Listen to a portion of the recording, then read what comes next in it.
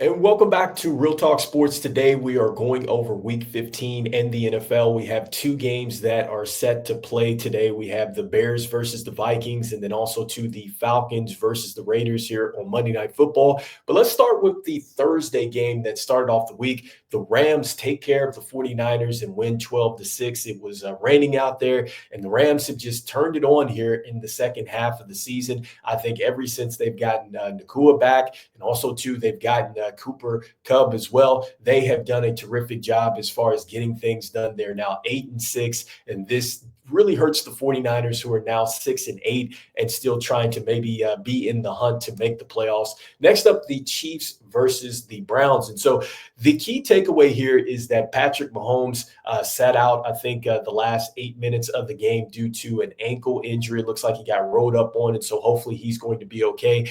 The Chiefs do take care of business and win 21-7. A lot of turnovers out there for the Cleveland Browns, and so I think that was the story of that game. Speaking of turnovers, that is what you saw in this Bengals versus Titans game. A lot of turnovers out there.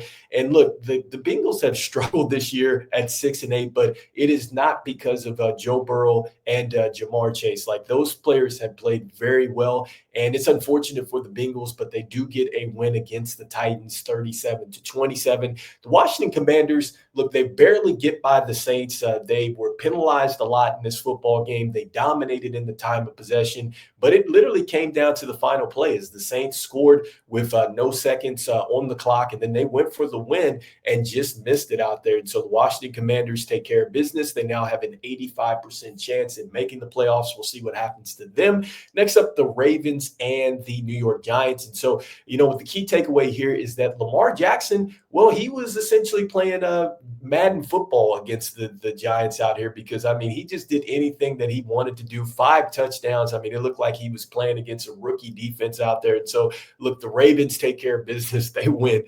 They're now 9-5. Tough season for the Giants at 2-12. Next up, the Cowboys and the Panthers. And so the Cowboys, look, they've been getting it done here as of late. They've been getting some good quarterback play. They got another 1,000-yard receiving year from CeeDee Lamb, and so he does his thing out there, 9 receptions, 116 yards, and a touchdown. So the Dallas Cowboys win 30-14. Hey, they're still in the hunt at this point. Next up, the Jets and the Jaguars. And so it took the Jets till pretty much the end of the game to get it done. It was a Breece Hall touchdown that pretty much iced the game. But look, the story of this one was Davante Adams. He just had a monster second half, 9 receptions, 198 yards, 2 touchdowns.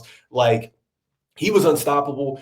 And just with, what you saw with Aaron Rodgers and Davante Adams, it looked like it was vintage Green Bay for them. And so next up, the Texans versus the Dolphins. And so this was a turnover game for Tua and the Dolphins. I think that just way too many turnovers for them. That led to the Texans getting to some good scoring positions. They take care of business. They're 9-5. And so that is good for them. And with the Dolphins, they're still in the hunt at 6-8. But that is a tough loss here in the division. Next up, the Broncos and the Colts. And so after a hot start from the Colts, the Broncos eventually take care of business. They force Anthony Richardson into some turnovers. I think that was key. You also saw that Jonathan Taylor had a turnover where he drops the ball before he gets into the end zone. That's tough there. And so, just a tough game for the Colts. But at 6-8, I think that they're still in the hunt.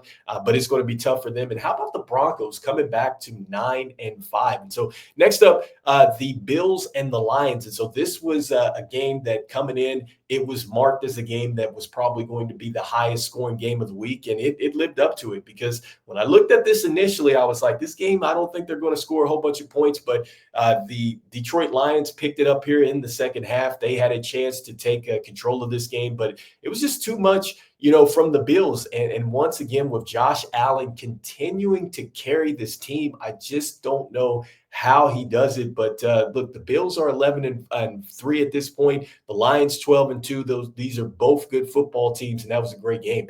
Next up, the Eagles and the Steelers. And so I think the key here is that Jalen Hurts gets back on track. He gets a score over to A.J. Brown. A lot of that was talked about during the week. The drama, were they upset at each other? Who knows? Who cares?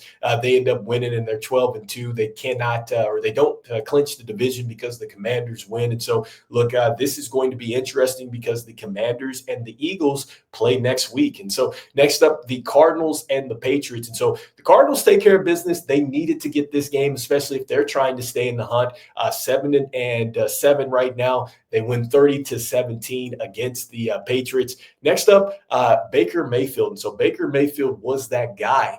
He had 4 touchdowns. He was 22 of 27, 288. And they also got Bucky Irvin back because he had been a little banged up. 15 carries, 117 yards, and Mike Evans, he's probably still playing a little banged up, but he gets it done every year. Another 1,000-yard campaign for him, 9 receptions, 159 yards, 2 touchdowns.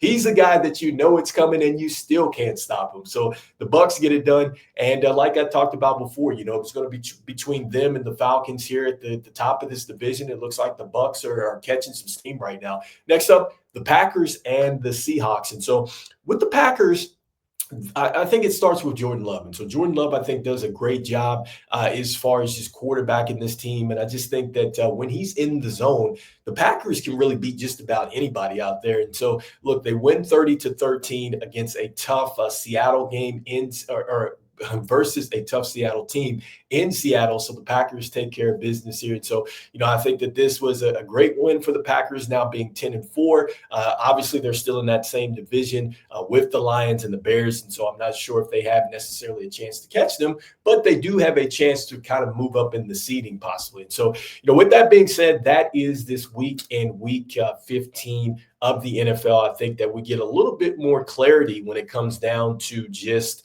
this playoff picture. I think it is still going to take about another week or two to really shake it out, but some good football here. Make sure you check out Monday Night Football. You can definitely check out these videos on Spotify and also to YouTube as well.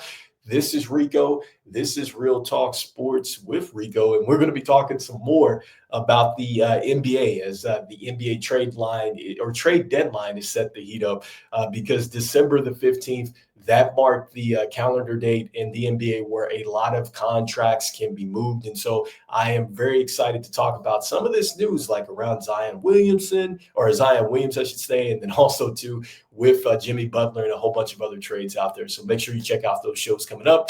And anyway, I'll see you guys on the next one. Real Talk Sports with Rico. Peace.